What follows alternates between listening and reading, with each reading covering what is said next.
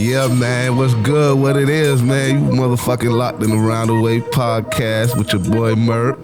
Yes, sir. Checking with your boy SB. Yeah, today Round the Way. Y'all see we got a special guest tonight. Y'all know the face. My girl Tip. Tip drill, Miami tip drill, straight out of Miami, yo. Miami Tip. Oh, Miami tip? That's it. Sorry, Miami tip. I apologize. Drill is old. Tip drill is old? Thank you. Okay, my bad. So Miami tip. Ain't no drill on it. Ain't no drill. Ain't no drill. Ain't no drill on it. You know, the first time I heard about it, though, I ain't gonna lie to you, it was tip drill. So I'm coming from way back when, so I'm kind of. I mean, it was tip drill, but you know, tip drill has elevated and evolved. That's what's up, into Miami Tip. Tip drill, it just, you know, that's a strip club. I don't be a stripper anymore. Did that tip drill name come from where that tip drill name came from before you passed it so bad? I think so. Yeah, the tip drill name. Everybody thinks that it was because I was in the Nelly video, but the Nelly video, that was the era before me. So when I first started dancing, when I came in the game, like all the girls were like fine and thick and like they dance like real sexual, making their ass clap. I didn't know how to do that. Yeah. So I would like dance fast and be like booty shaking and shit like that. So the girls was like, you dance like fast like the girls in the Tip Drill video. My name was like Fantasy Red. Okay. Or China Red, something like that. And they was like, you dance fast like the girls in the Tip Drill video. You should call yourself Tip Drill. I'm like, I'm not calling myself Tip Drill. It's like, must be your ass because it ain't true. I'm not doing that. I'm cute. So this one girl was like, you should do it. You should do it. And then I went on stage and I told the DJ, my name is Tip Drill.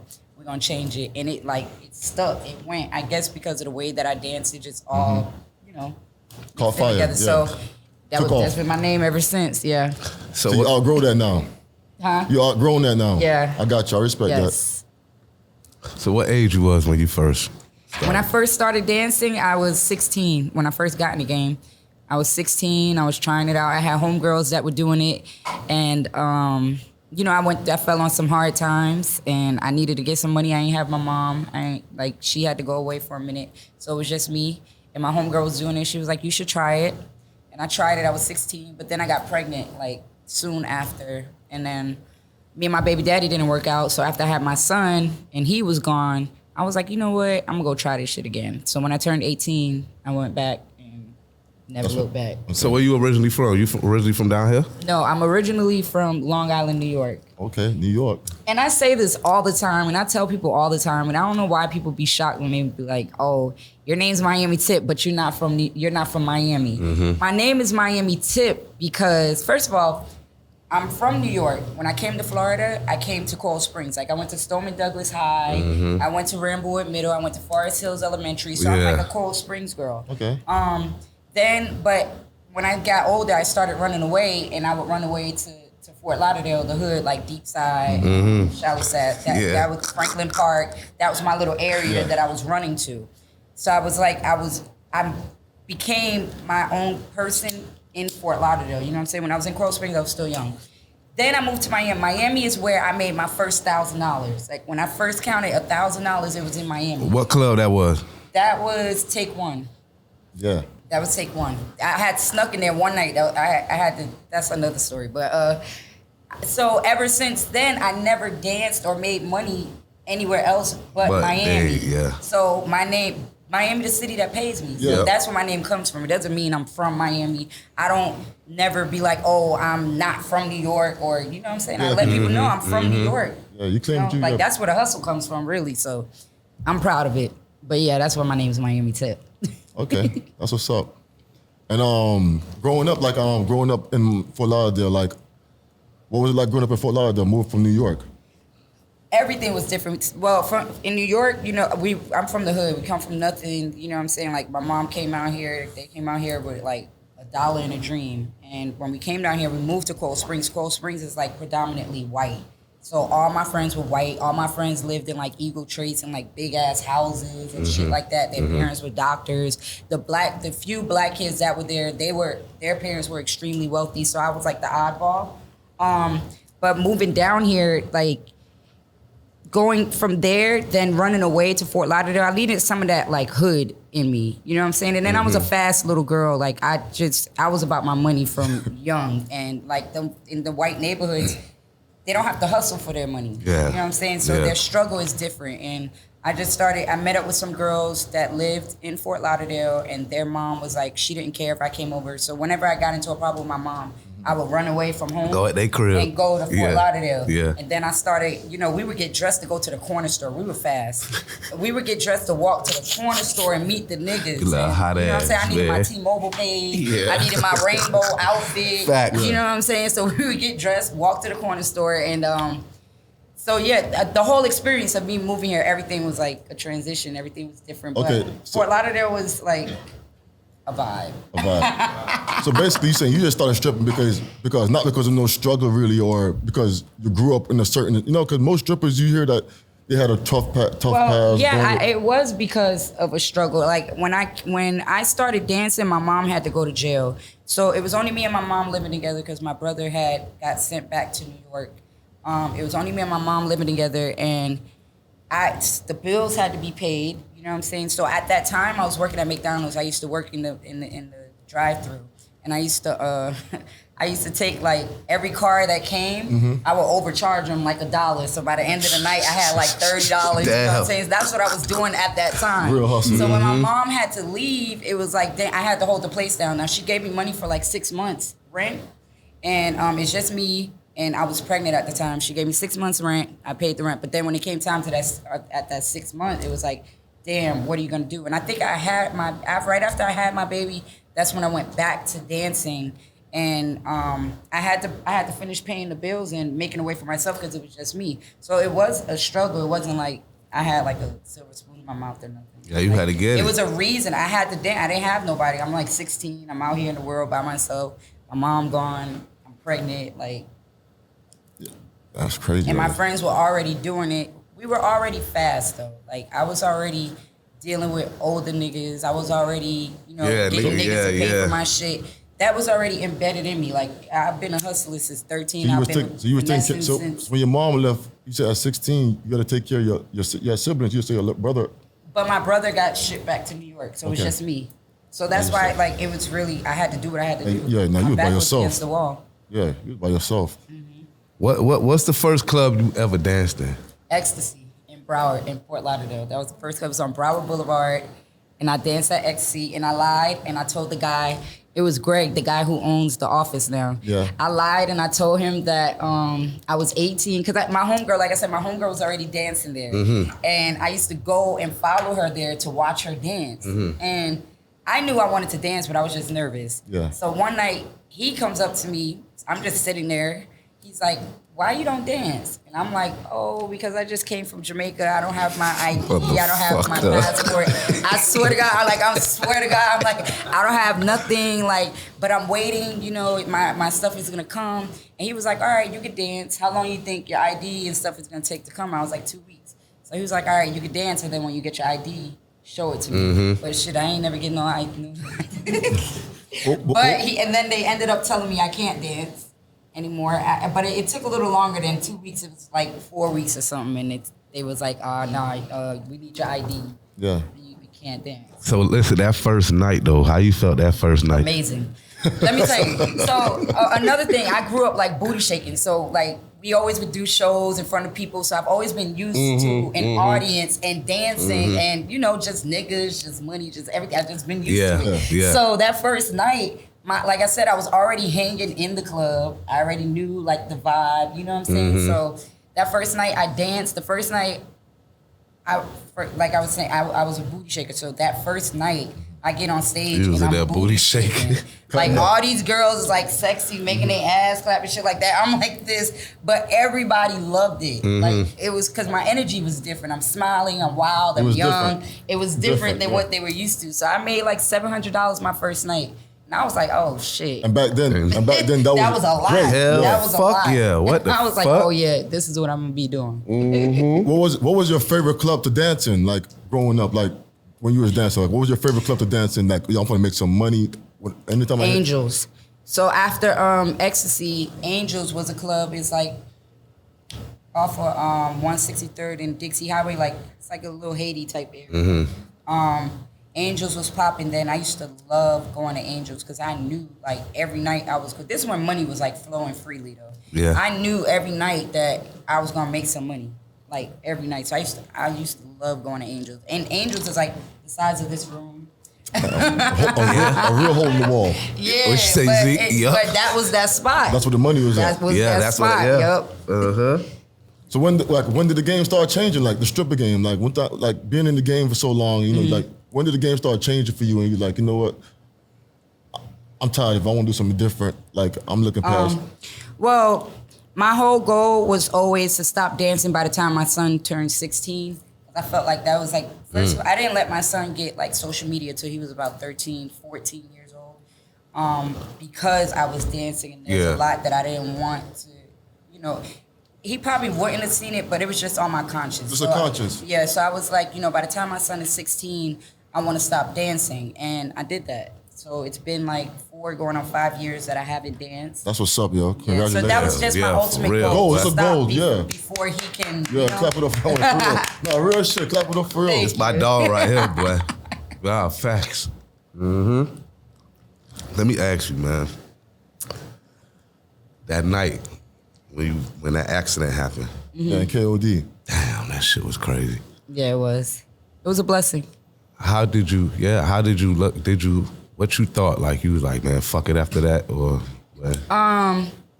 Well, the accident in itself for me was I didn't realize it until afterwards. Man, hold on, let me cut you off. What happened that night, bro? Yeah, what happened? Like, cause you was going on. you in was your head. mastering that shit. Yeah, 'cause you you had took it. that shit. Yeah, You know Sometimes what? I used to look Everybody up, be was like, yo, she was drunk. She What happened? was this. You she lost was that. focus. What it was? No. Something slippery. No, well, I'm gonna tell you. So, Yeah. because everybody's like, she was drunk, she was messed up, whatever. So I, that night, first of all, before my fall, I didn't drink like that. I was late to everything. Like, I didn't start drinking until 21. I didn't like start trying drugs and probably till like 2 years ago.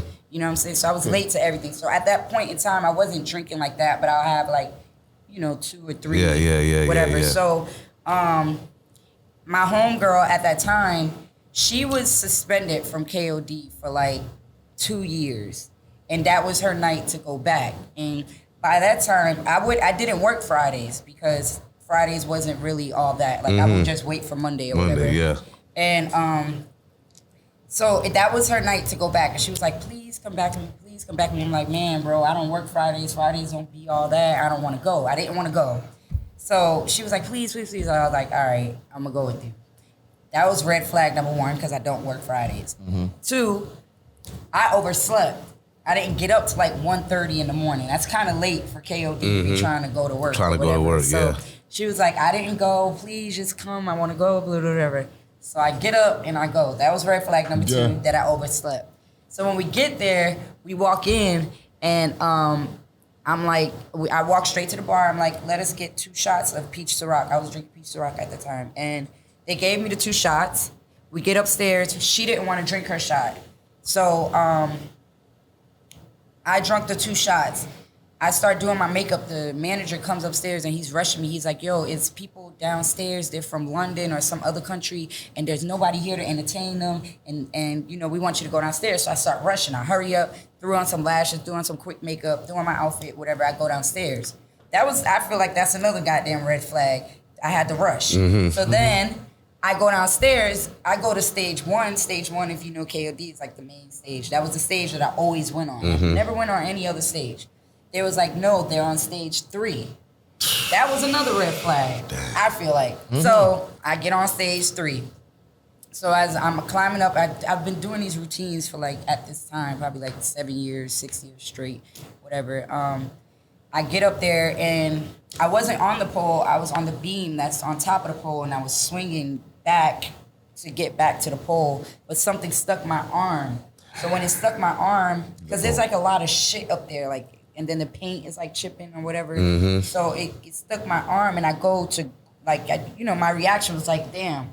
But I go to grab the pole and I was too far from the pole and I fell. And there was a customer that was sitting there and they said that I bounced off of him. if he wasn't there, Damn. the impact. Oh, so you know you- what I'm saying? oh. Damn, I didn't even know that, yo. Yeah, I thought you hit the Yeah. straight ground. Yeah, I thought you No, was I straight. bounced off the guy. If I would have hit straight Thank ground, I God, don't think I bro. would You have would've been here been here, because bro. they told me like at like 5 more minutes I would have bled to death because I had a artery. Inside? I had an artery that What? one of my arteries was like broken or whatever, and so I could have bled to death if we got there too late. My left eye, the orbit or obituary or something, it was like sinking. Orbital bone. That thing. So it cracked or something. My eyeball was sinking, so I have like a plate right here. Then my jaw broke, so I had to have my jaw wired. Then I lost the kidney because whatever that the artery is, it was connected to the kidney. So the kidney didn't have any air. So the kidney is there. Man, you went through but some it's dead. shit, yo. Yeah, and then like my lumbars like messed up, my knees messed up. Like, and then my memory is. This is like one of the worst parts about it is that my memory is fucked up. Like. Does it come and go? Or What? Short term, It's long like, term, I don't even what? know And how what? to describe it. Like when I came to, like I'll see people that I know them, but I didn't know their name. Like it'll be a nigga I fucked, and I'll be like, damn. What's your name? yeah, But it ain't even like I'm trying to forget Yeah, your name because yeah, it's yeah. so many, I nigga. got I just, bitch, I'm fucked up. you Like, fucking up. so My dog. numbers and like if you look at my phone, I have to write everything that I have to do for the day. It has to be written down. Everything, all the money that I'm making, like what I'm working for, my the gosh. money I gotta Yeah. put up, Oh, everything man. that I have to do, everything I just seen is work for written tonight. down. Everything Like, detailed. Like, I have to Yeah. write everything down because if I don't, I'll forget it. So that's a part of me that's the only thing that bothers me about the whole situation. But overall, like I feel like the fall was a blessing in disguise because before the fall, there was never no like plan B. You know what I'm saying? I didn't have any Yeah. goals. There was no nothing. Like I wasn't doing music because of the fall is how I got into music. But I'm making like 30 grand a night. You know what I'm saying? I was just about to ask you, what's the most? I could go to KOD, let me take that back. Not 30 grand a night, but I could go to KOD and make 10, 15,000 on stage. On a Monday? In 10 minutes. On a Monday. Yeah. In 10 minutes. You know what I'm saying? What year is that? Like 2011, 12? Yeah, because I fell in 2012, so it's like Oh. I had a 4 year run 15-minute set. before that. 15 minutes set. Guaranteed. And then, you know, on a regular night, I could still go and make like $5,000, yeah. you know? Real slow night, like a bad night is like $1,000. So I'm making all this money, but I never had like, there was no dream of mine. There was nothing like, oh, I want to buy real estate or I want to be an actress or I want Yeah. to be, like there was no goal. My only goal for me always was to make Keep sure me, making my that mom, bread. and my brother you think didn't that's- go back to where we came from. That You was, think that's one of the biggest problem strippers have right there? Like they really don't have no goals. It's just so fun, making so much money, the limelight. That I mean, I feel like that's anybody in Any any field. fast. True. When you make it fast, Any money, field. because a lot of us Real shit. we want, only thing we want is to leave where we're at, coming from not having nowhere to stay, not making no money. We don't be able to dress nice. So when we Sorry, finally Kat. do, it's okay. When we finally do get money, we're playing catch up. Now we're buying all the cars that we Yes. wanted. We're buying all the chains. Yes. We're buying all the clothes. But this also comes from, like me, for example. My mom had this lady is a lady who works 9 to 5, and it would have been okay for me to work at Walgreens and work a 9 to 5 and get my check. You had to break it. And, Yeah, and, you know had what to I'm break saying? that, She didn't yeah. have that financial literacy, and that, you know, she wasn't motivating me to be your own boss, and she wasn't there to be like, you're making 30 grand a month, let's buy a house, let's buy Mm-hmm. a building. Because at that time, like if I would have had those type of people around me, I would be a millionaire right now. Yeah. easily. You know, but I'm only doing, Easy. and the good thing about it is I never had like no fetishes. Like I'm not into designer shit or nothing like that. I just always wanted a nice car. I was always driving a nice car, and I always lived in a nice neighborhood for my son. But other than that, I really didn't have any. So it's like I just have all this money. I would blow it, probably going to the strip clubs. Like I'm not one of them bitches that go to the clubs on the beach and wait and sit at the promoter's table or wait. Yeah, to be shit with like niggas. that, If yeah. I want to go to the my club, own shit. I'm bringing my Yeah. homegirls. It's 10,000. All right, here's 10,000. We going. We going to the strip club. If I want 10,000 at once, if this nigga's throwing more money and I'm there, you know what I'm saying? That's Yeah, just shit like that. That was my little downfall. But if I had people who knew better, if I knew what I know now, I definitely could have been a millionaire, but I don't regret nothing. I don't regret no choices. I don't like feel bad for myself or nothing because it took all of that to be where I am now. And I feel like the mentality that I have now, I wouldn't have appreciated it then, or I wouldn't have like, you know what I'm saying? Like I was still young and wild. I had to go through that. Right. You're right. It ain't even about being a stripper. Like when I say I wish I knew better then, it's not like I feel bad for myself. Nah, like, you just say like it's not regrets. Right. There's no. I had so much fun in my life, like doing what I did, and I'm glad that I'm at the space right now. Like I don't drink. I stopped drinking. Damn. I don't have the urge to drink. It's only been a month, but when I tell you, like the shit is, the shit is different. It's like I'm at that age and I'm in that time of my life where it's like I don't even want to do. I've been drinking for 20 years. Yeah. I'm sorry to ask. How old are you? I'm sorry, man. I know the ex-woman, man, but I said I'm sorry before I even asked. I'm so sorry. Well, you're gonna continue to be sorry. Yeah. No, I'm kidding. I embrace my age. I'm 35. Oh, I'm older than you. You're young, I feel like everybody feels like I'm older because I started so early and I've been around running this when I shit first, long ass time. When I first came to the strip club, the first stripper they ever told me about was like, yo, that's Tip Jill right there, boy. Like, you know what I mean? So, no cap, like, that's Tip right there. So, it's been so long. It's like, you've been retired, gone in this shit. So, I don't think it would ever be like a next stripper like how you are, like, notoriety-wise. I haven't seen it. Yeah, like, come on now. Like, I don't think that, you know what I mean? Probably back in the days, but now, it's very, very rare that you find a stripper that has a name like you, like, actually, like, clout that people actually go to the club just to see you. Yeah. I mean, it's not like Tip Drill. No, not like Tip Drill. It ain't the same, but they ain't even marketing themselves. It's a whole lot that you can't just, it ain't no more tips. You can't just wake up and say you tip drill in the game. So Tip, that's dead. So Tip, not to get back to that, but when you did fall off though, how long were you out the game for? Like how long did you take before you get back? I stopped dancing so right before I fell, we were joking and we did a freestyle and we put it out on Twitter and everybody was going crazy off of my voice and what I did. So music was there, but it was just a joke. So after I fell, I didn't have no money saved up. I probably had like 20,000 saved up, 20,000 saved up. So I'm like, well, damn, this shit ain't gonna work. It ain't gonna help me do nothing. Thankfully, I had a boyfriend at that time that helped me out a lot. So I took 2 years off, but I realized I didn't have no plan B. And I'm like, well, what am I gonna do to get some money? You know what I'm saying? Like I said, I never had no dreams. I never had, it was no substance for me living besides taking care of my mom, my brother, and my son. Yeah. So when I was sitting down, that's when I'm like, man, that music shit, people were fucking with it. Let me try it. So the money that I did have, I invested it into music. Now, music wasn't like I grew up saying, I want to be the next rapper. I want to be like Lil' Kim or nothing. That shit was purely a joke. And then, I'm a hustler, so I'm like, I see I can get money around it. So I'm going to pay the best of the best to be around me. You know what I'm saying? And that's when I was messing with Josh. I remember when we all went to Atlanta. I remember we all went to Atlanta one time. That was the first manager that I had. And because he was the closest thing to me that I felt like knew, the music industry to put the pieces together. Then I hired like the best writers, people that wrote for everybody. I hired the best producers. I shot the best videos. But those were not the right decisions. But I forgot what the question was. While I was telling the story.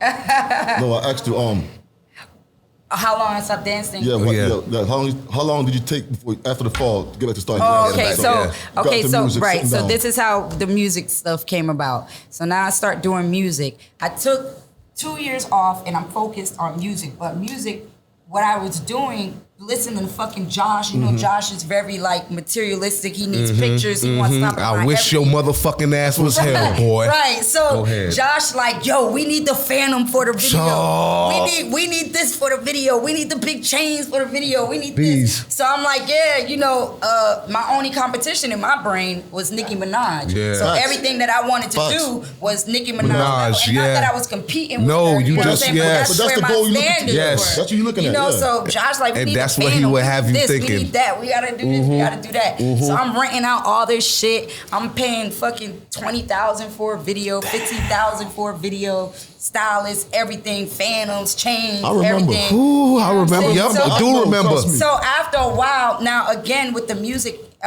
there was no goal, there was no strategy, there was no marketing. It was just like, this is what we're gonna do, and this is what I felt like was working to get money. How I was getting money for that is that the hype, I was getting booked. I was already getting shit booked. like that. I was already getting booked but the music before that, brought but the music extra. added to it. Yes. So I was getting booked, so that was able to keep money in my pockets. But music was so expensive that shit wasn't adding out, man. adding up. Yes. So after a while, I was like, man, I got to go back to dancing. But it really took a lot in me. I had to talk to myself because I was scared of going back. I was scared of getting on the pole again and shit like that. But I'm like, damn, at least now you have a goal and somewhere to put your money into. So now I go back to dancing. And now I'm able to pay for these 20,000 videos freely. I'm able to rent these cars freely, but again, it's still, I didn't have a strategy to it. So again, I end up spending almost like $400,000 on myself in music and not like really seeing no return. Because if I could do it all over again, I wouldn't do it all over again. But if I had to, and if I did do it all over again, what I would do is spend $300 on a video and spend $10,000 on marketing on shit like that. Yes, you know what I'm saying? For it to reach people. Listening to people tell you have to wear this, you have to buy this. No bullshit. No, really, it would have been so. And doing that, I gained a little buzz doing that. Doing it that way, but it could have been next level if I shot a $300 video and put $10,000 to have my face everywhere. Yeah, because you already got the name. Open the phone, there she goes. Yeah. But what happened was I save up $20,000 for the video. Now we shoot a $20,000 video. Now we back at zero. But then it's like now everybody comes up with this budget, or back then it's like budgets for DJs. Now I'm cash apping DJs, not cash apping, but selling them, sending them. Asking them. No, I'll text them. What's your bank account info? So then I had all the DJs' bank account info. So like randomly, I'll send one $1,000. Send this one $1,000. Hey, check your app, just so that they could play music. But that shit adds up. Hell, fuck yeah. You know what I'm saying? So after a while, it was weird, but so after 2 years, after I took 2 years off, and then I went back to dancing. It was like a Memorial Day weekend. The first night I went back to dancing, I made $15,000 on stage. God. And I didn't regret going back dancing. Where that was at, KOD? Where that was at? What club that was? KOD. Yeah. What's the most you ever made one night, Tip? 30,000. It was my birthday, 19th birthday party. At KOD? No, this was at Diamonds. This is before Bomboclad original ball of them. Yeah, all right. I gotta ask you too, man, because a lot of people Diamonds, don't know. baby. Because you're from both eras. From back then. And now. From the D-boy times. That's what I'm gonna put it as. And the Yammers. Right, and the scammer time. Which time would you say money went more crazier? I ain't talking about for like a quick minute, 6 months. Like, was the longest run you ever seen? Like, what would you compare? Like, comparing it to the scammers and the D-boy time, what was the sweeter time? I don't know. I just don't feel like you can compare the two. I made money in both. Scammers obviously are more reckless with their money and they go way more crazy. But D-boys, I don't know. They was doing their thing too. Inconsistently. It's kind of hard. It's just a whole different vibe. Like the whole era, everything is like, it's just, I wouldn't compare the two. They both had they. What are they? Okay. I just think that scammers just throw it like, more reckless. The scammers had more heavier. Like they hands was The dope boys might go like this. Scammers was just more reckless with it. Okay. But as far as money wise, I don't think there's like no difference. All right, so you said in the music thing now, because I remember one time, I think probably a couple years ago, I seen you managing Sukihana. And from that aspect right there, I seen Sukihana shit work. Took off fast. So obviously you knew what you was doing, or you learned from doing your thing. You know what to do and what not to do with Sukihana. How did that relationship come about? Okay, so with music, I realized that I didn't like asking anybody to do anything for me, for myself. You know, like I didn't want to go ask the DJ, like, can you play my record? And this nigga don't play my record. And I wear my heart on my sleeve, so I'm emotional about everything. You don't play my shit, like, nigga, fuck you, I'm getting mad. So obviously that's why you have a team around you. But the team I had around me after Josh, I had Freddie B's, you know what I'm saying? But these are two niggas that they also, well, Josh, he's gonna ask some nigga to play your shit. But then they also have their times where they don't want to ask nobody to do something, but that's your job. You know what I'm saying? Yes. So all of us can't be like, I don't want to ask Bougie, nobody. everybody can't. Everybody can have an ego. Nobody can. Somebody gotta have no ego. Yep. And then in the whole process, like, I just fell in love with the business side. I'm a businesswoman. Like, you know what I'm saying? Like, I like negotiating for other people. I like doing it for other people, making shit happen for other people. So once I had to really figure out that I was really done with music, like, I didn't want to do it myself. And for me, the main reason that I stopped was because the money. I was like, you know what? I don't got 500 more thousand saved up to blow in this shit and hope something works. You know what I'm saying? So, but I still wanted to be involved. And then I seen, like, after, I feel like I was the first dancer turned rapper. You know, like, it wasn't that popular when I was doing it. Like, it wasn't that popular. I was like the only one, like, before Cardi. That's before Cardi. Like, Before Cardi, it was nobody was doing it on the level that I was doing. Nobody was really doing it. So by the time I got done, after I did like an 8-year run in music. By the time I got done, then I started hearing more about all the female strippers, coming in rappers and all this stuff. Cardi B came out and stuff like that. So I had already went through all the motions, did everything, and so I I find Sukihana. I'm just like scrolling on Instagram and I find her and I followed her and I thought she was funny. Then she had made, like, she was doing a joke, a song, like she wasn't taking it serious, and I really saw the potential in her. So I'm like, damn, this is what I can do, because I got the connects to get the investor. Yes. I got the connects with the DJs. Yes. I got the connects with any fucking superstar you need. Like, I have all the connects. And you got the name. Don't let it go to waste. I could just do it for someone else, you know? So I hit up Suki and I was like, I just hit her up randomly. Like, I'm sure she knew like who I was, but we wasn't like, you know what I'm saying? Yeah. So I was just like, I got this idea and I think you should try it. And the idea was for her to redo Use a Hoe, the ludicrous Use a Hoe, because her whole thing was hoe this, hoe that, whatever. So I was like, damn, you should remake Use a Hoe. Mm-hmm. So Suki was like, all right. I told her on a Wednesday, and no. I told her, she was like, all right. So then I put the play together to hit up this producer. He remade the beat, but he didn't know who Suki was. He's like an old school producer.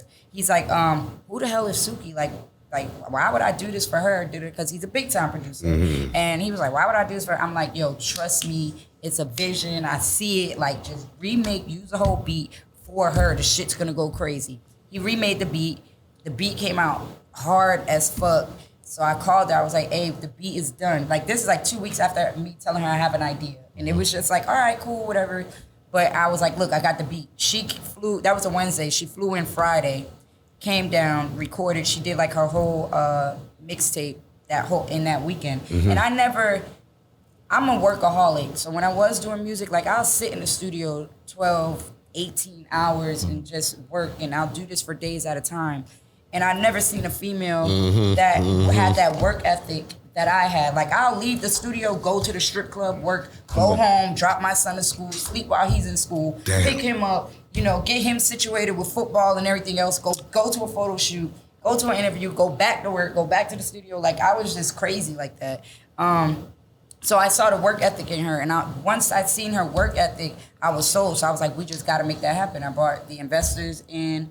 I brought people that really know how to do this. I knew that we had to have a strategy. We had to have a plan, because when I didn't have a plan, it didn't work like that. Mm-hmm. So that's how I got into. I just didn't want to let all my gems and all my trials and tribulations. I didn't want it to go to waste, because through every trial and tribulation, there is a lesson. There is a blessing behind it. So I wanted to make it work, and she gave me that opportunity to level up in the music business.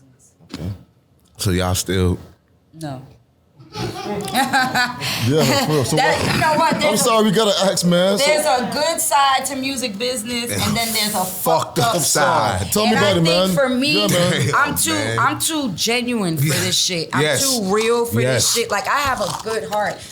It's never in my intention to get over on somebody, not by $1. I'm damn sure not doing it for $100. Mm-hmm. You know what I'm saying? And I won't do it for no money. Like, and it's the same thing with people who work with me.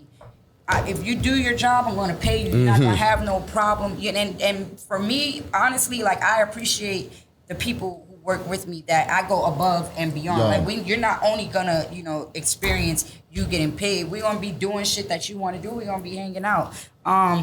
So with the music industry, the dark side is like people, everybody, I don't give a fuck if it's the flyer man, he wants an extra $5. Yeah. And if you ask a nigga, do he know somebody, and this is supposed to be your dog, like or somebody that you trust enough to ask their opinion, hey, you got a graphics guy? Can I get his information? No, but let me know what you need. I'm gonna make the play. Then the graphic is 100. He wants 25. You know what I'm saying? When really you should, like me, I don't give a fuck who you are. If you ask me something and I can help you, I'm not finna be like, oh, you gotta pay me. You ain't gotta make money off everything. You know what I'm saying? What tip you, boy? What you did for us, boy? We ain't even gonna talk about that. Come on, sis, man.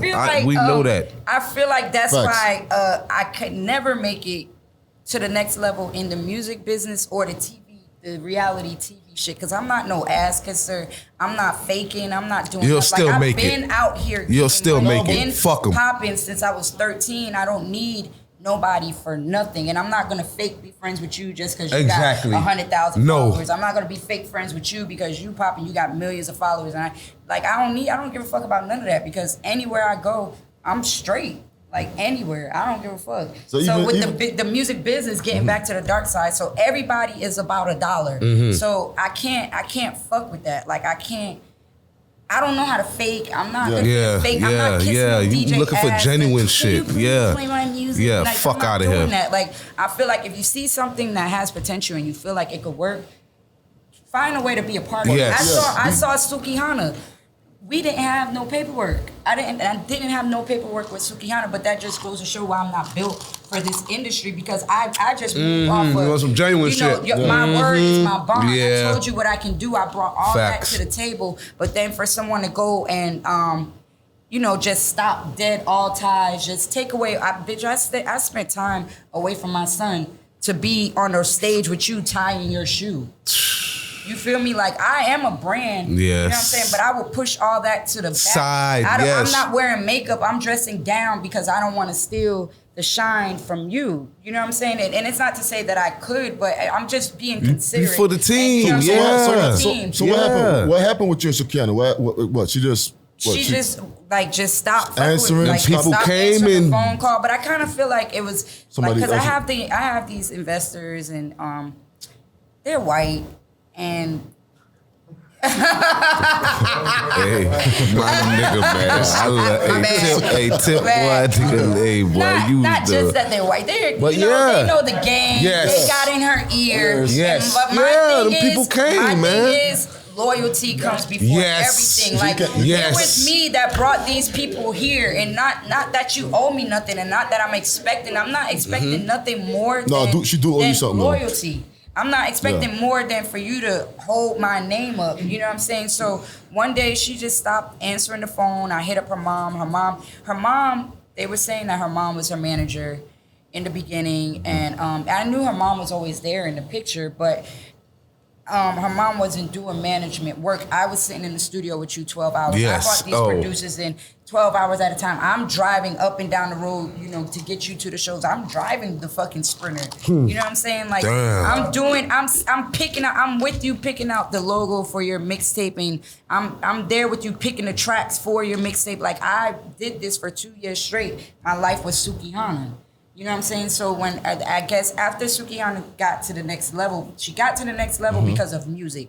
I don't care how funny you are, but if you want to be an artist and music is your thing, and I bring all these fucking professional music business experience people, then you see the work, you know what I'm saying? Her brand elevated. So now that's how she got the call to be in Cardi B's music video. I personally don't think that you talking about hoes and sucking dick would have got you in that video, but it was the caliber of your music, Yes. how you were moving, Yes. the fact Yes. that they seen that you were moving with a real team. Yeah. You know, other opportunities came, but like I said, for 2 years, this is what I was a part of, all of that. And to just wake up one day and your mom gets back in the picture, your mom sees you elevating, now she wants to be a part, but your mom has no connects. Your mom's not sitting in the studio. Your mom's not doing none of that. We don't have no paperwork. If it was me, and me and Josh didn't have paperwork for a long time. Yeah. I don't even It was think genuine. that me and Fly Lifestyle, Yeah. Freddie or Josh, Yeah. I'm getting them mixed up. Freddie or Josh, we had no paperwork for a long time. I might not have had any paperwork with Josh, but whatever I owed you, if it was a percentage or whatever, you know what I'm saying, I paid that. Yes. And that's just what it was. Yeah. Because I knew your value to what I had going on. You know what I'm saying? I didn't want to lose that at that time. So my thing with Suki is like, if you seen what I was doing, so I didn't make no money. You wasn't getting streamed like that. You know what I'm saying? You wasn't getting shows like that, and the shows that we were getting a lot of times during the pandemic was from me emailing people that have booked me before, and like I know the game. Like I come from working the Chitlin circuit in the music. If anybody knows, that's where a lot of the money, you can make a lot of money in the Chitlin circuit. So that was like my little plan for her during the pandemic. So I brought a lot of money to the table for that, and I got my little percentage for that. But I worked for that, you know, like. Anything outside of that, it was never like she just deaded me, and it wasn't no thank you, it wasn't no tip. Yep. Me, I would have been like, yo, and I did this with fucking Josh. I hit him up. I said, look, I appreciate everything you did for me. You know what I'm saying? But I feel like you're not giving me what I want and what I feel like I deserve right now. And I know sometimes people outgrow each other. Like Josh and at that time and Freddie at that time, where we were all in a music game together. We came up learning it together. You know what I'm saying? You wasn't an experienced manager to take me from here to there. Everybody was learning. So if Suki felt like that with me, and I did it, I text both of them, let them know like I want to split ways. You know what I'm saying? Yes. And this is why. If you feel like you can't make that better or the situation, you know what I'm saying, turn it around, then business-wise, I want to part ways. Yes, you know what I'm yes, saying? yes, Doesn't take away from I fuck with y'all. Still you know what I'm saying? yes, But it's still time love. to get to that next level. Yes. So I feel like I deserve that from her, but I never got that. And that's all I feel. That's I just feel like that's some flaw ass shit. You can't be somebody that's claiming you a real gangster. I don't knock you for that. Nigga. It's you can't facts. do that. It's not like I'm asking you for money, or I'm not asking you to be like, oh, tip this, tip this. But a simple phone call, like, bro, I thank you for what you did. I appreciate everything you brought to the table, but I feel like you're. You know, I just want to get to the next level. You're not capable enough. You can't be my manager, but shit, if you want to, you know, maybe do something else, I still want you a part of the team, but do something else. But I went through the same thing with Josh and them, and both of them, like, it was like, oh, if I'm not doing that, fuck you, bitch. So I went through that with both. Like, Josh got, and with Josh, I specifically said, like, I still want you a part of the team, but not as management. Yes. You know what I'm saying? So he got mad. We didn't talk for years. But so I feel like God, fucker. Josh or Freddie, I didn't talk to them for years after I told them both the same shit. But whatever. So he's supposed to be here. That's crazy. He's supposed to be right here. For real. Yeah, he's supposed to be right here. He probably knew it was me and didn't want to come. No, man, hell, fuck no. Though, like, did that experience make everything like sour? Like you would want to help a next female again? Oh, or nah, next because right again? after that, only thing that taught me was to make sure you have that paperwork. Make sure you have your paperwork. Have that paperwork. And fuck you know all what? that genuine Everybody used shit to be right like, now. Tip, you don't got paperwork. You need to get your paperwork. Yes, man. You playing with the business. I'm straight. I really believe her. I want her to see what I can do. Because really, technically, it worked for both of us because she had a name she took already. off, man. Man, I don't think playing with the business. This time it's paperwork. I don't think I know Sukihana before you. So now I realized that. So then I ended up finding another girl off of Instagram, Alexia J, but she's a singer.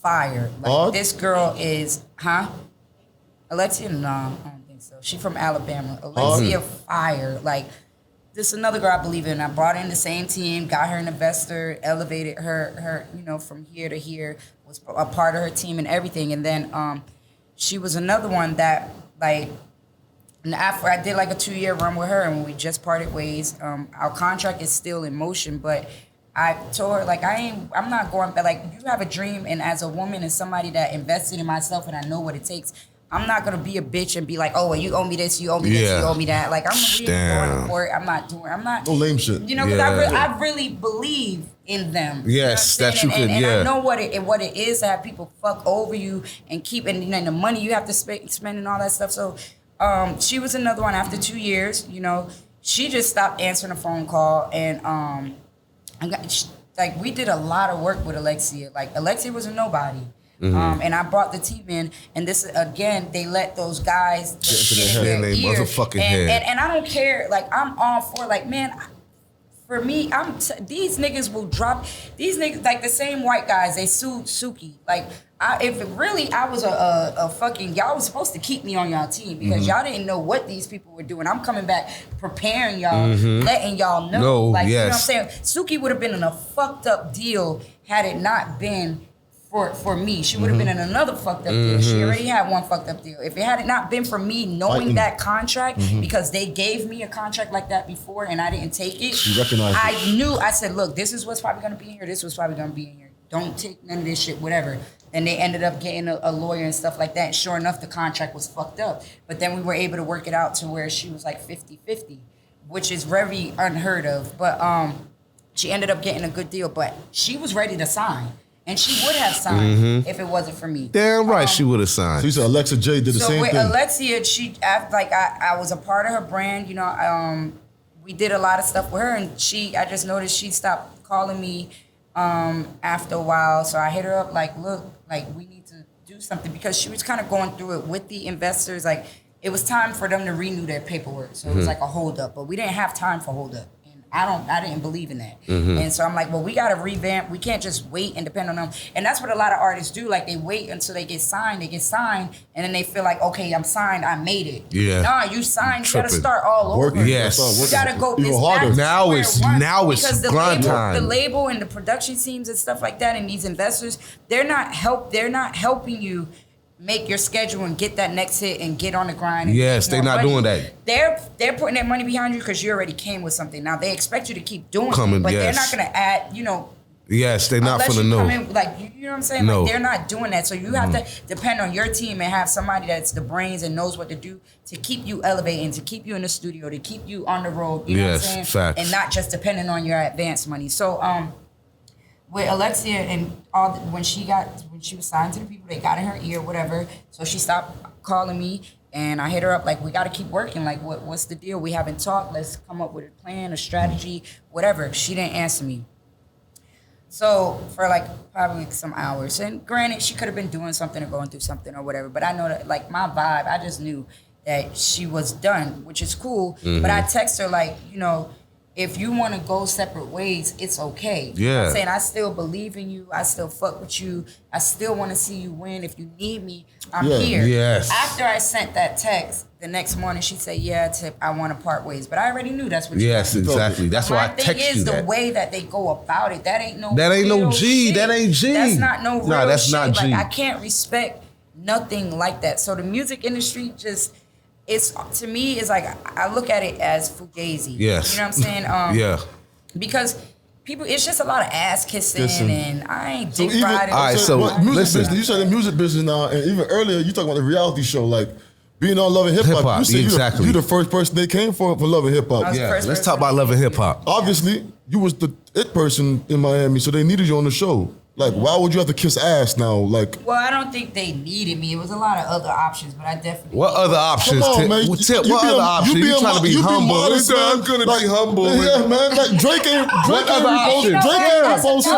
What's wrong with you, Tip? Drake ain't reposted. Everybody stop it, Tip, man. Either because fuck, man. Because everybody says I'm too humble. Yeah, you thought they didn't look for me. I ain't gonna lie to you. I ain't think you were so humble until I holler at you in your DM. I'm like, damn, she. Nah, I know she, but God, you said that though. And Zeke said that too. She's like, bruh, you good. She G code like she, but Miami, they came for you. My homegirl, she told me, she's like, for your birthday, I just want you to pop your shit. Yeah, bro. What other options? Me to pop your shit. Merch, she just want to be modest, man. What other options they had in Miami? I'm asking you a question. What other options they had in Miami for Love and Hip Hop? Okay, well, the show obviously was based around Trick and Trina. Yeah. Outside of them, Who? You need a supporting cast. Please tell me, girl wise, who? Stop being modest, please.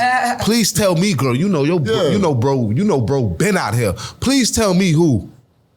Like who Champagne Poppy reposted for their birthday? Who else was? Thank you. Like, they had to come get you.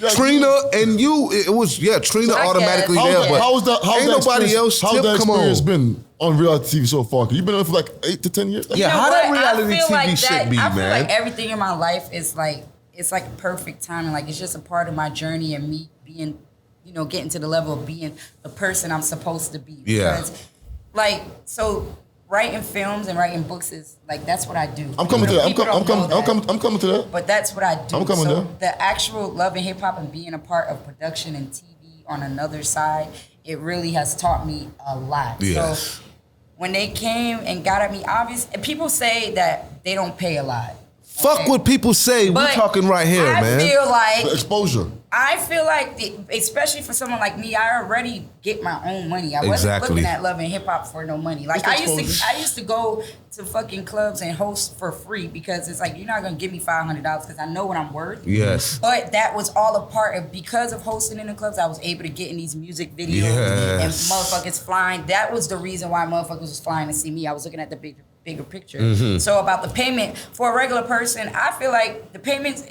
is good. You know what I'm saying? If you're making 30, 40 grand in 6 months, you work 6 months and then you're on TV 6 months. That's just from the TV side. And then you get booked. Now, because I'm on TV, I was already getting booked for being a stripper. I was already getting booked for music.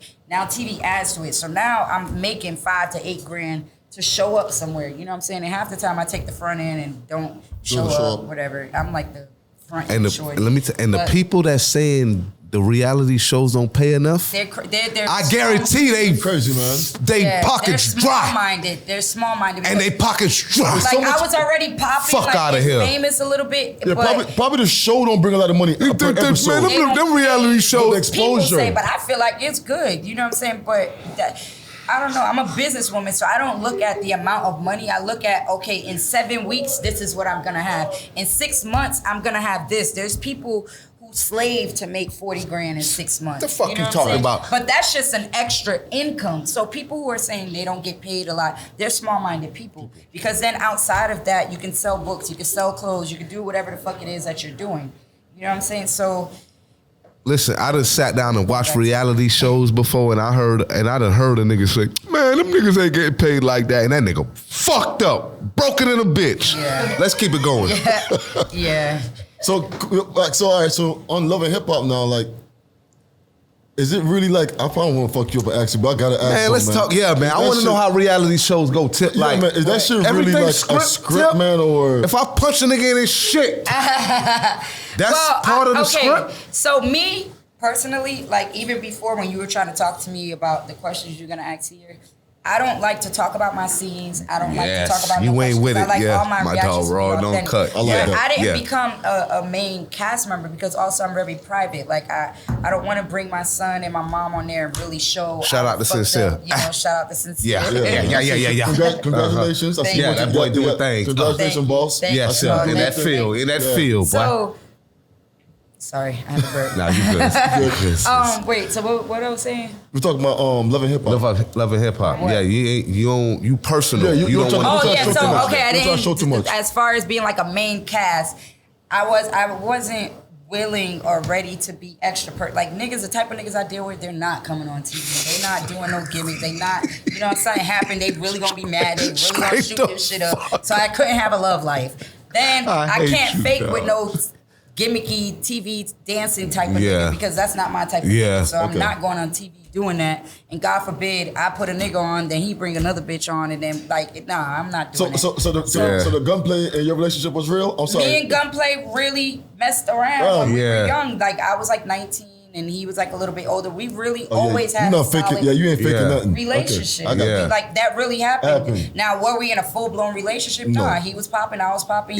So we fucked, and we kept it moving. But we always had a friendship. Yeah. You know what I'm saying? That's what it was. You so wrong with him. Yeah. You so blunt with him. Dog don't give no fuck. So, Yeah. You know, but we always remained really good friends. So when they did reach out to us for Love and Hip Hop, that was really, it was real. Like I wasn't a person that he was seeing before. He did have a new girlfriend.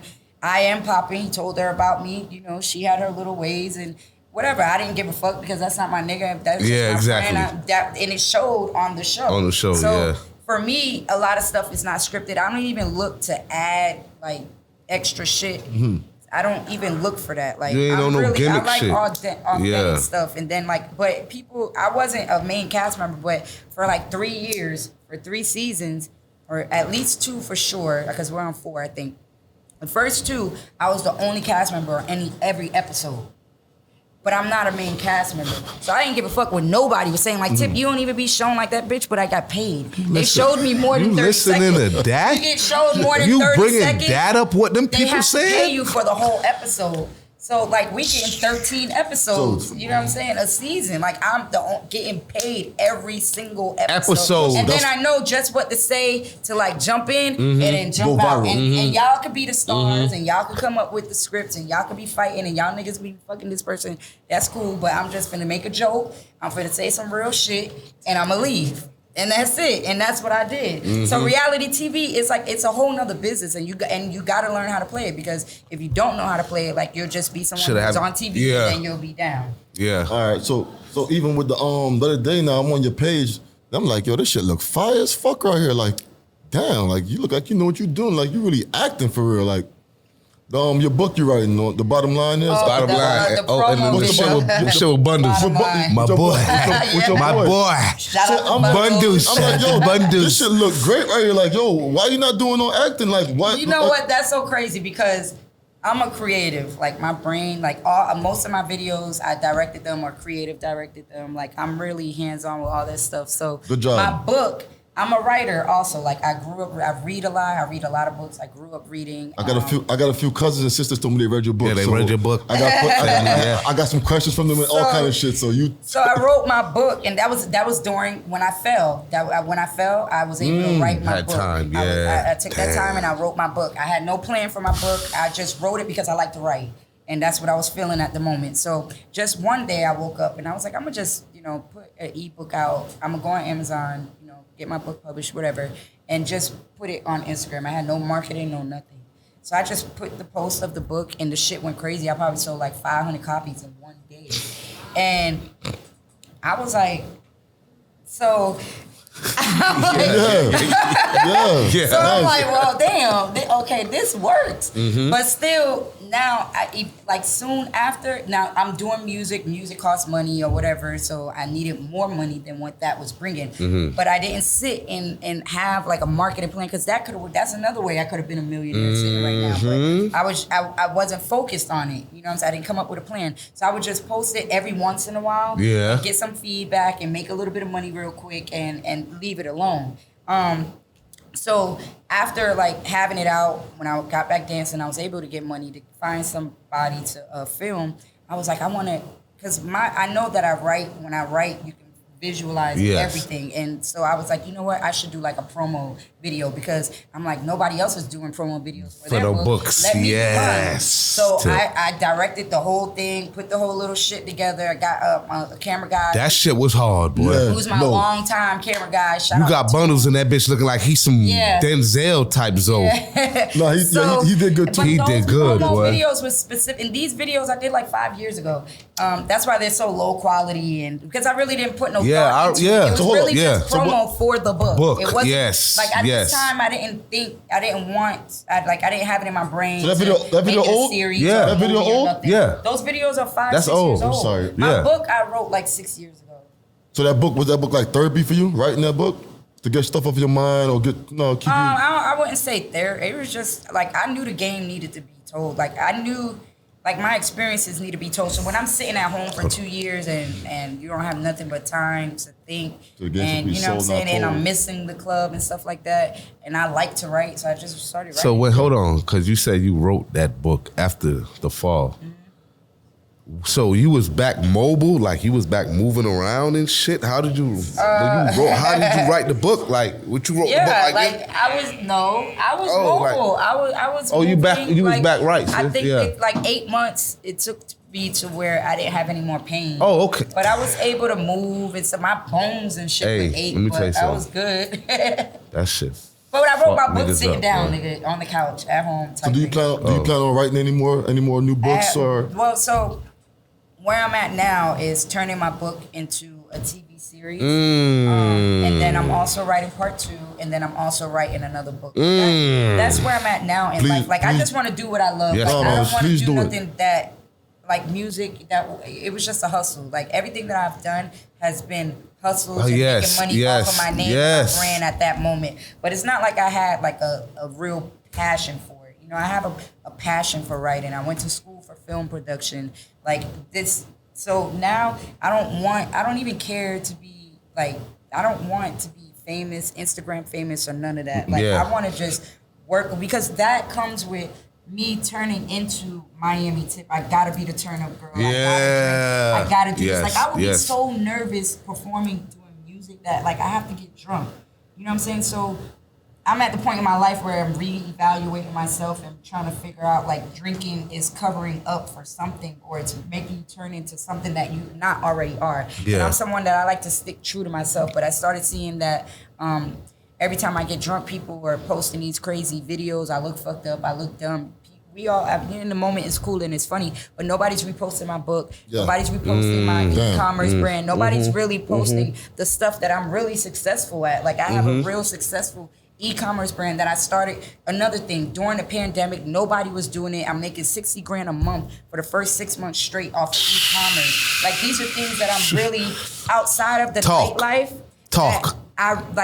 I have experience in that I'm really good at, but nobody's posting that stuff. So you're funny, man. Obviously, because of my birthday, you know, you're 35. It's like it's time to sit down. Like I've done enough partying, enough drinking, enough fucking, enough everything to last me until I die. So now it's time to like go back and rebrand myself and really do shit the right way. I don't care to be on nobody's couch. Throwing money. That's your old you. I don't care about that. Like now I'm remember your name, man. The fuck you talking about, man? I don't be tripping, man. About that. Like, that shit iconic and historic. Like rebuilding. Fuck a couch. I gotta go back and fix all my mistakes to move forward. So like now I'm learning about credit. So I spent like the last 2 years fixing my credit. My credit is A1. I used to my car before what I have now. So I have a Volkswagen now, right? So when I pull up places, people like, oh, you driving a Volkswagen? But it's a 2022. Clean, but, nice. You see how people, the one you like. So before that, the one you like. But let me tell you, so before that, like all my cars, like BMW, Porsche, I had Hummers. The Hummer, all them shits. I remember everything. I was a car person. I know everything, so man. I had the X6, right? So I wanted another BMW. I wanted the 750, right? So I go, I'm used to paying $20,000 down for a car, $30,000 down for a car because my credit is fucked up and I gotta pay $1,500, $2,000 a month for the goddamn car payment. Then I gotta pay $500 for the insurance. That fast life. So I was like, now during this time, you know, I'm doing bottle service. I'm really not making that money from the strip club. But so I go and they're like, well, you need like 50,000. So I was prepared for like 20, 25. I was like, 50,000, why? And like, you know, like y'all ain't gonna take 30. So your credit not good. So then I had a friend that was just like, you know, you need to get your credit straight or whatever. So I was like, that do make sense. And somebody's been telling me this for a long time, but I always pushed the credit. I always had cash. I was like, man, fuck credit. Fuck credit. I'm not paying for that shit. Like whatever. Thankfully, like there was nothing on my credit because I never like had repos or evictions. Shit like that. Yeah, you ain't never do nothing crazy. Yeah. So now I'm like, I went and I'm like, you know what I'm gonna do? Instead of trading in my BMW to get a $100,000 car, and the only reason I wanted the car is so that I'm like, I can't go down with. I don't want an X4, like, cause the nigga was like, you get an X4, X3. I'm like, I'm not driving no Leroy or X3. I just came out of the X6, bitch. I need a 750 or some next shit. Like, you know what I'm saying? Facts. But I'm only doing that cause in my brain, I'm like, I can't pull up to the club. I need this. And I'm in this X4. Dumbass. It's like, you know what I'm saying? That dumbass shit. Like that's my mentality. It's mature. So I had to go home it's maturing, and man. I had to think and I think about what my friends said and stuff like that. And I'm like, you know what? I'm gonna downgrade all the way. I'm gonna go get me a Volkswagen. So no. Okay, so I take that back. So after I went through that with the car, that's when I started spending the time fixing my credit, building my credit up. So now it's like probably like 6-7 months later. So my credit did go up a little bit. So I was like, I'm not gonna go get a $100,000 car. I'm gonna go get, you know, a cheaper car that I can just go to the lot and drive off with no money down. So, but I didn't think it was possible because, like I said, I've had all my cars. You paying whatever down. they so talking like, about, Man, to go to the dealership and not pay nothing, like that's no way. So I go to the dealership, of course, for that car. It's like a $45,000 car, right? But I like the car. I really like the shape of that shit car. cleaner than a motherfucker you pulled up in. What is you talking about? So I go, Stop it. and they're like, you don't need no money down. I'm like, this shit's for real. Yeah. Like, this shit is for real. You used to spend 20, 30 every time. So I'm like, y'all. So I had $2,000 in my pocket. So I'm like, so y'all don't need nothing? They're like, nah. I was like, all right, well, just take the $2,000 just cause. Like, you know what I'm saying? So I gave them $2,000. I drove off the lot with a 2022 Volkswagen Atlas. And I was really, when I drove off the lot, I was proud of myself because that's the first car that I went to the dealership. You know what I'm saying? I did it the right way. I didn't spend all that money. Drove off that motherfucker. So they were like, if you drive that car for 8 months and you make the payments on time, my payments are low as fuck. My payments are like $600. I ain't never in my life paid $600 for a car payment. I've always paid $1,500, $2,000. So when I be happy to pay my payments. I'm like, yeah, you know what I'm saying? So they're like, you drive this car and you do like 8 months of paying your payments on time, like your credit will jump. So I drove the car for 8 months and my credit jumped, but I still have the fucking car. Like I didn't go trade. So go jump for nothing else? There's nothing that I like. Because I'm like, what is it gonna do for me? Driving, pulling up to the club. I pull up to the Volkswagen, I'm still fucking the same niggas, these hoes with millions of dollars. You could pull up in a lift, Tip, and jump out the back of that motherfucker. I'm in this Volkswagen, I'm still fuck you talking about? Like, I'm the shit. Man, Tip, stop, man. Like, I'm like, what is this stuff doing for me? You could pull up in a lift and jump out the back of that shit. Them niggas still going, what's going on? What's going on, Tip? Right. Tables, bottles, so I'm like, this car shit ain't doing nothing for me. Car shit. I gotta ask you, because I don't want to forget about it. Yes. I'm watching your live the other day, and you said some shit like, yo, I be around ball players or rappers. Nigga, dirty dick. Not even nasty, them nigga nasty, dirty dick. She said niggas keep talking, 20 different pill bottles and this, that. Dirty dick. I did not say 20 different pill bottles. It was 10 probably. I said, no, I did not say that. 20. I said I be around. This nigga here. I know I heard a lot of pill bottles. Go ahead, antibiotics He's sitting around. He's talking about 10 pill bottles. That's not what I said. What I said was I be around, celebrities who have those bacteria, like a bottle. They stay with a bottle of pills, the bacteria, the STD pills, because they're fucking girls with no condom and they popping the pills after. That shit, when you said that shit, all these bitches fought with no rubber. That shit crazy. When I was on your live and you said that shit, I was like, it's the truth. I was like, that's a cat, man. I can't make this up. You not listening. I just said all these bitches fought with no rubbers. That shit brazy. Y'all said that for a reason. But it goes back to the niggas. The niggas have the money to be able to afford doctors and shit like that to get the them niggas nasty though. Them niggas nasty. But they're not thinking about the girl and who she's bringing it to, and then the girl is not thinking about them niggas nasty. Them niggas nasty. It's a fucked up like. This man married everything. That shit still scares me. Hey, look, this man. That shit still scares me. This man used to clown me and say I'm fucking in a bag. Listen. I'm lying? And if you don't know, I'm lying, BZ? I also do. I'm an advocate for PrEP, right? Yeah. So I'm really into, and that was another thing that I was trying to do and I kind of slowed down on because I feel like the hip hop industry, the strip club world is so, everything is like sex, like everybody wants to fuck, like everything is just sexualized. So, but there's a lot of people out there who don't know about PrEP, who don't know the seriousness of, what about PrEP? The women jumping, I'm gonna get to that in a second. The Yeah. women jumping from, like you look at the Future, how many baby mamas he got and these hoes fucking him for a baby. But it's like you can get so much more than just that baby. Mm-hmm. You know what I'm saying? Like, so, and then that's just the hip hop culture, that urban, like, it's just, I feel like there's a lot of people who don't know a lot. So PrEP is a pill that you could take and it prevents you from getting HIV. So if you're someone who likes to fuck unprotected, you see what I'm talking about? Better be ready to catch something, nigga. Round the way dropping gems, motherfucker. Listen to this shit. Tip. A nigga better be ready to catch something. PrEP, no. PrEP is a pill nigga. that you can take, but you can't contract HIV. So a lot of people don't even know that this is out there. And then like when they promote it, they promote it to white people or to gay people. You know what I'm saying? It's not really for black It community. just started using, black people in the commercials, but it's not a black nigga that's going to fucking office or a booby trap. Nah, yeah. It's just like this. It's a black nigga that happy-go-lucky look gay. Nigga look like him. Oh, my bad.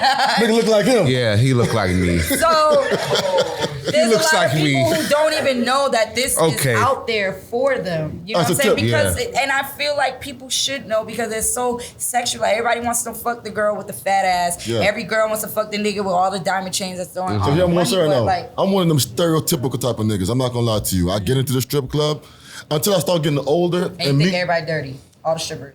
I feel you because I feel like that. I'm sorry. I'm sorry, Tip. I'm sorry, You my sister, but I have met some girls though that say, I actually just danced just to. You know what I mean? I got out, but it's very, very rare I find a girl that actually just went to the strip club, just to dance in 4-5 years and left.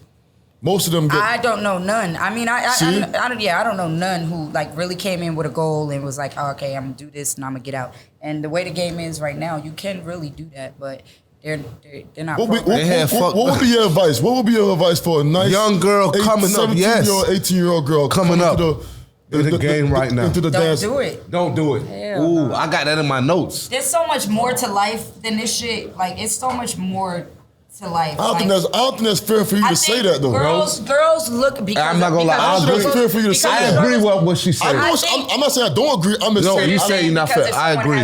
Like a girl has, she has a situation where she has to make some quick money.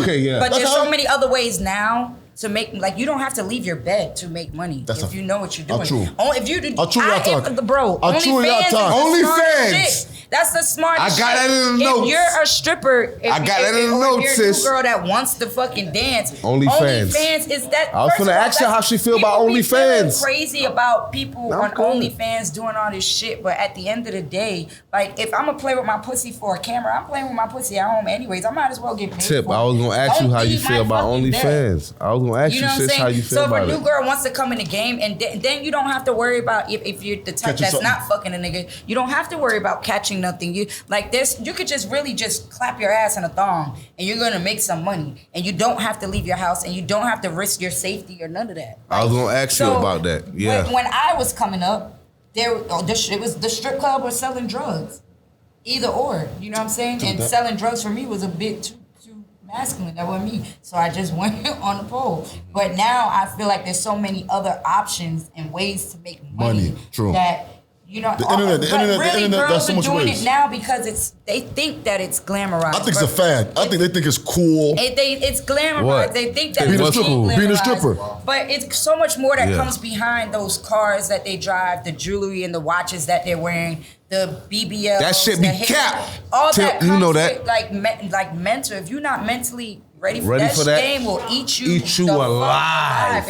And I see it all the time. I've seen bitches come and I've seen bitches go. I still don't feel like nobody has a reign like me in the strip. I was just about to say, stayed on top of my game. You still here. Like I can still there's no limit to what I can do. And you still look good. You still look good. That's the main thing right there. You don't look ran down. That shit ate a lot of them up. Yeah. Yes. And I've seen it. I've seen older women get fucked up. I've seen new girls come in, get swallowed up by the game. I want to tell a story. I want to tell a story. But that's what. Okay, sorry. Go ahead. Go do your thing. Coco's.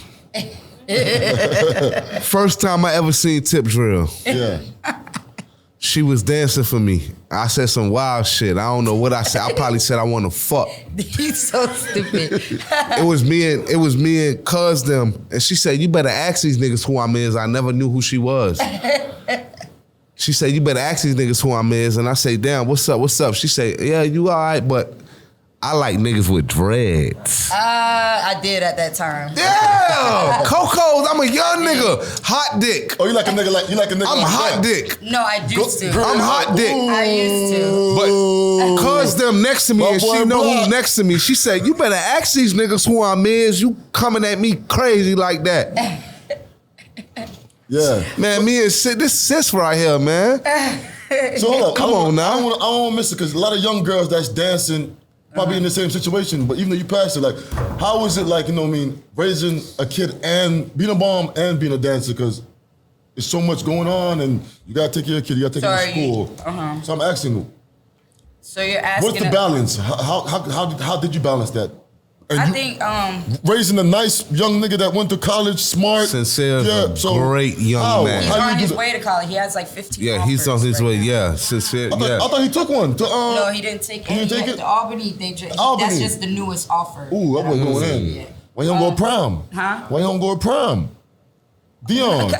Because that's a trend. Like, everybody ain't gonna get played. Like, I feel like I'm sorry. Me personally, he G needs to go to another school where he's the only star. Because they stacked up. They stacked up. True. They stacked up. She G-Code Tip. I love Tip. They stacked up. We're not running everywhere. Like, we're individuals. You don't gotta run with the mass. Man, this is Tip, man. Yeah, nah. So how did you balance? Yeah, being a mom. Being a mom with dancing.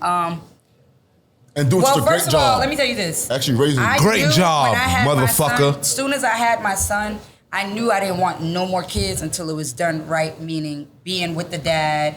Like, there's so many niggas, like, there's some girls whose goal is to trap niggas. And I could have trapped a nigga or two, but for me, being a mother was more, you know, a real mother was better than just clout and getting money. My child. Or a bag or none of that. No. So I knew that with my son because he needed a lot, and I wasn't the mom.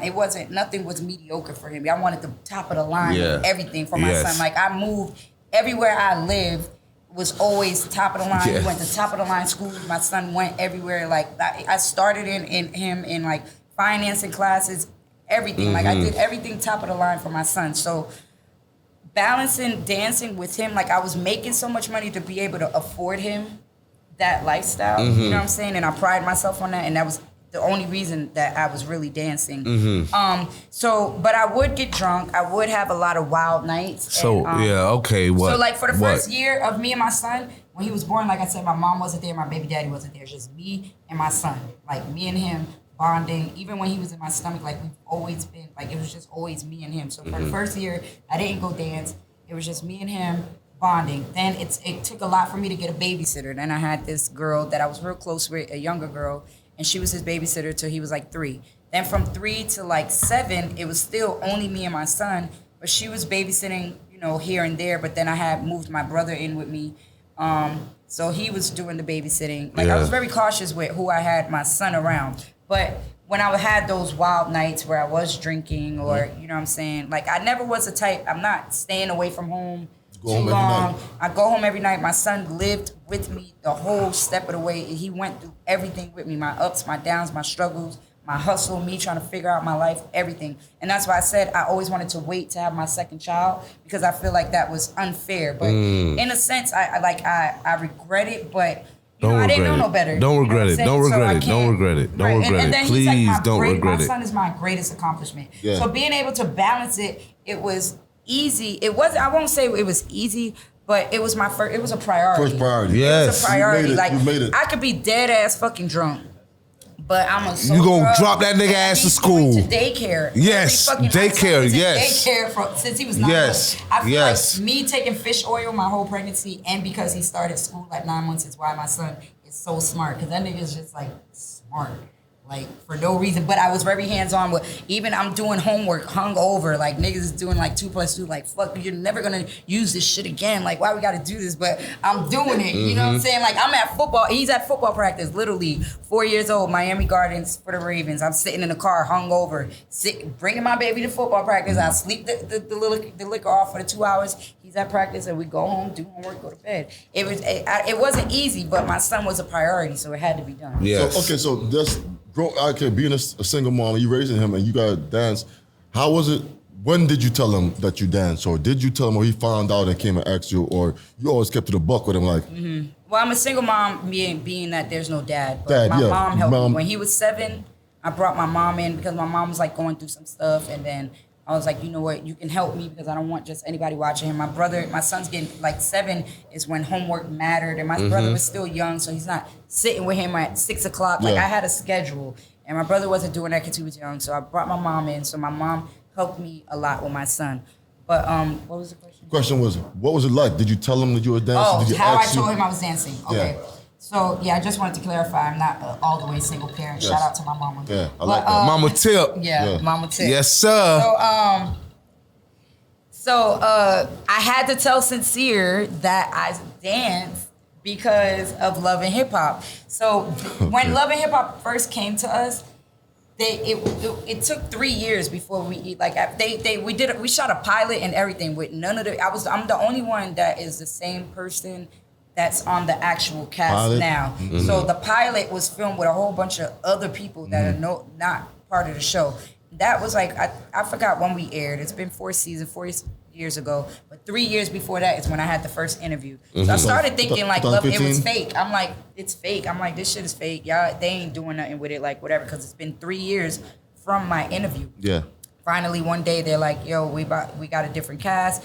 They started asking me about the cast. I started doing the setup, so it's like real. So then when they start asking you like, what's going on in your life, who are you friends with or whatever. So now I'm telling them what's going on in my life and what I'm doing. So then they're like, so does your son know you dance?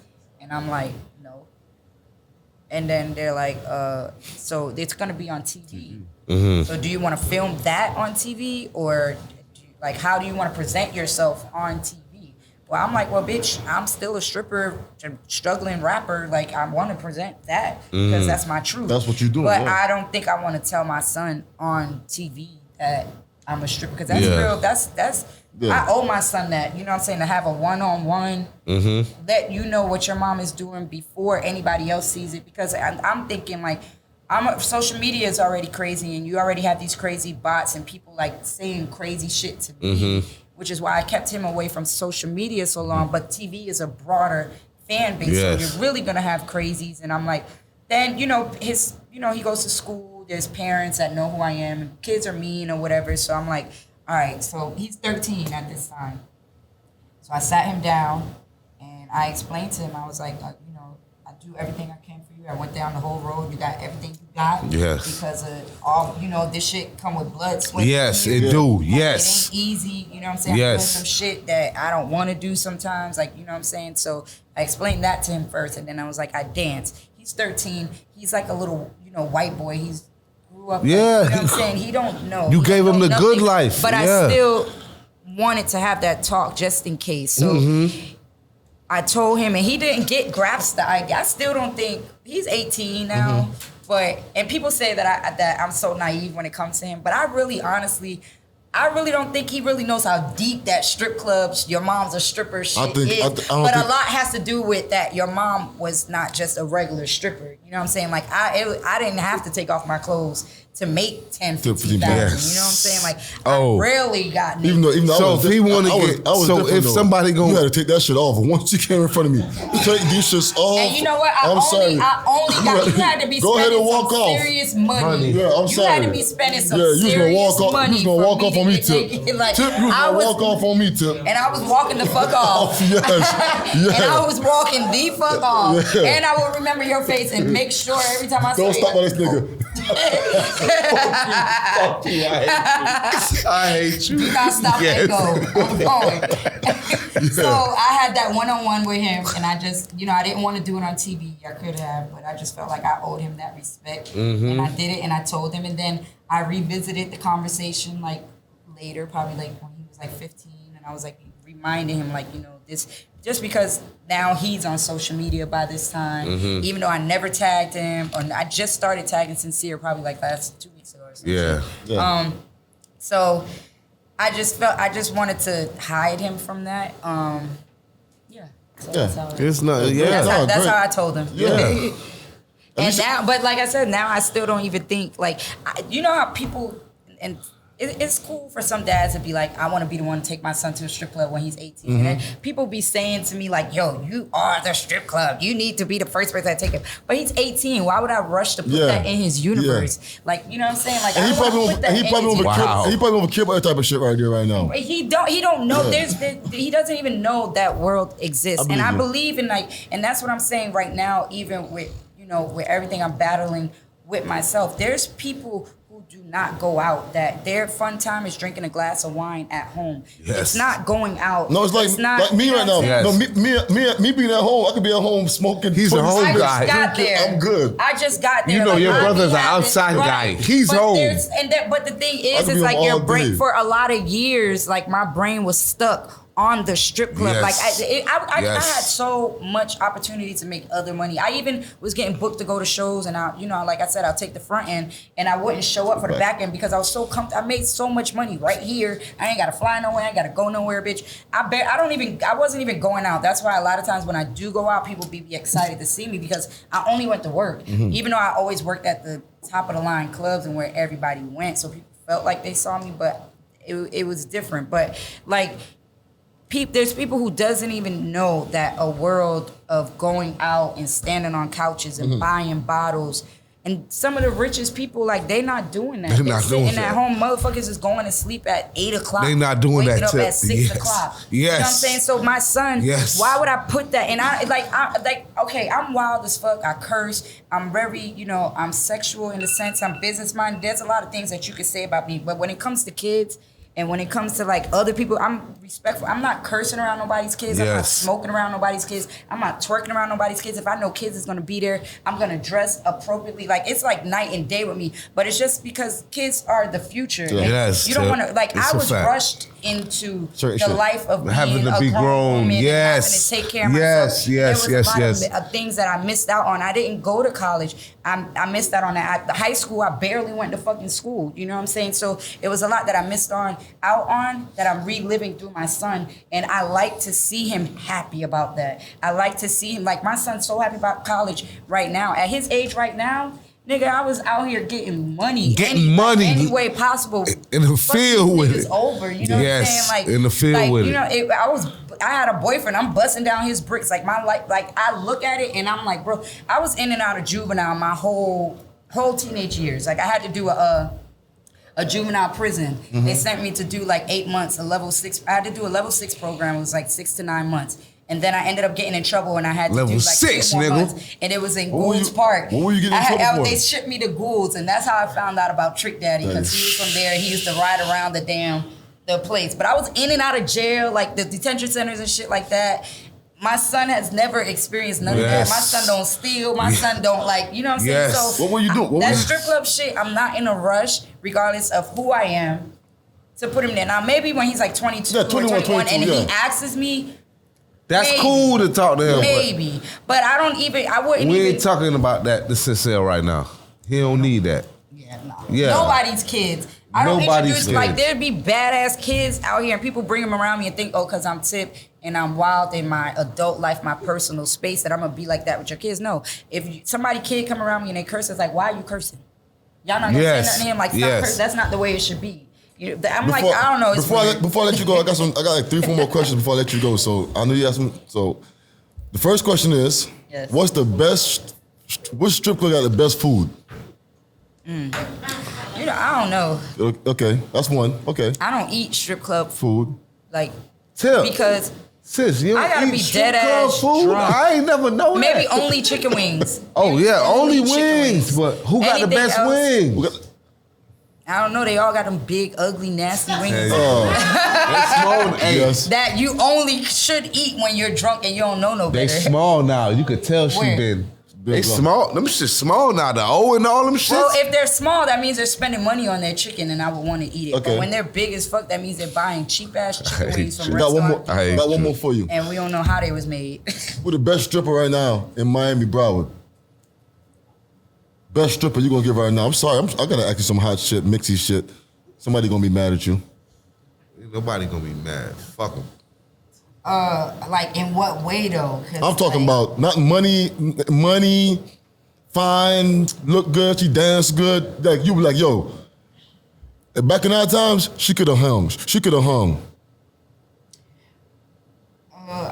It's a battle between for here, 'cause I really don't know. Like, I was global. When I Yes, was you were There you global. go. That's how. Everywhere. That's how Hey, what you listen. talk. I don't know. And the host how of much the you Round the talk. Way podcast could co-sign everything she fucking said. Yeah. So, like, Oh. I heard, like, You would hear my name everywhere. There's no stripper that I feel like, oh, I gotta go see her in New York, or I gotta go see her in sorry. Atlanta. So I'm gonna speak for the girls in Miami. Yes, Miami, Broward. Between the two, from what I see on a regular. Let me see if I agree. But see, I don't know, because like there's girls at the office that's raw as fuck, but they don't do no pole tricks, but them hoes make bread. I don't know. But from what I see and what I'm around, drop it, sis. Probably Russia, because she is beautiful. I gotta give Russia props, man. I told you. Because she do you had her in her notes. And she got this way with her ass. Yes. I would say That's Russia, one. but then Jissy Doll. That nigga be Jissy Doll, top of the line. Who is that? Who is that? I know about Jissy Doll, but this is coming from me. She don't strip though. Tell your brother who that is. Tip. She's a bartender. Tip, your brother don't know who that is. Jissy Doll. Yeah, Jissy Doll, man. Where's she at? Beer boss. She be everywhere. But that beer big. Hey, But when I say I ain't her now, 6'9" is doing crazy bad. Me coming up, I was around like Pinky. Yes.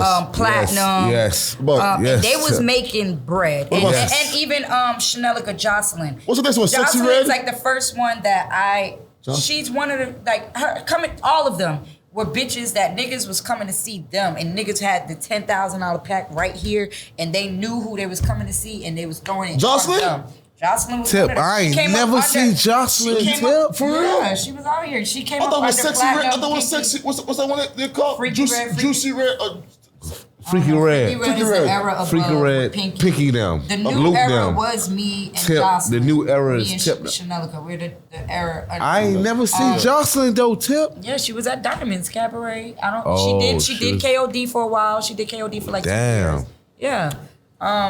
So these were girls that I would see like niggas just come and bring racks and giving it to them, right? But and it was raw, but Jissy Doll just does it on a whole nother level. She'll have like 2, 3 big rapper niggas.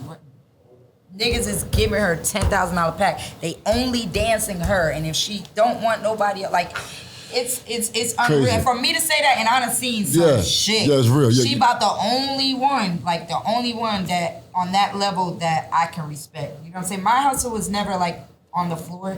It was always like I was fine. I would go to work. On the pole. Go to work like 2 o'clock. I sit with my legs crossed in the VIP, watch everybody else work like a dog. They call me at 3:30 on stage, go on stage 10 minutes and make my little 5,000-10,000, and I'm going home.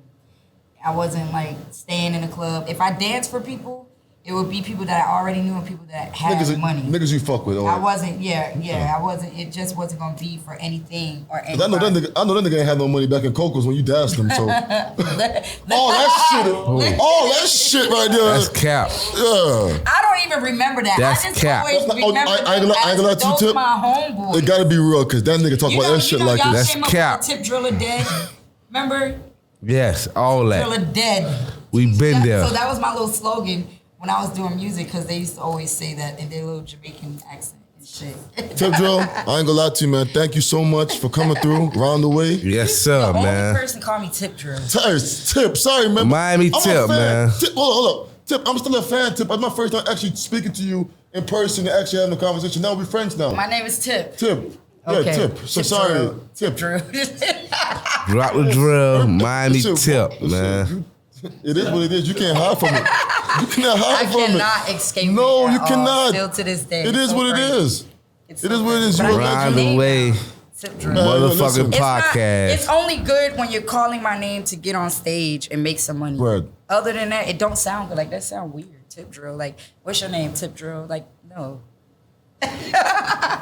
Tip, stop it. My name is Tip. Yes, That's Miami Tip You're welcome. Thank you so much, Vic. at Miami Way, at Round the Way I podcast. hope you come back too, man. When we blow up, man, you come back and come bless us again. Yes, sir. Keep on working. I got you. Thank you. I'm here anytime. Bless up. You already know we Round the signing way. out, man. Hey. Bless Round the up. way, baby.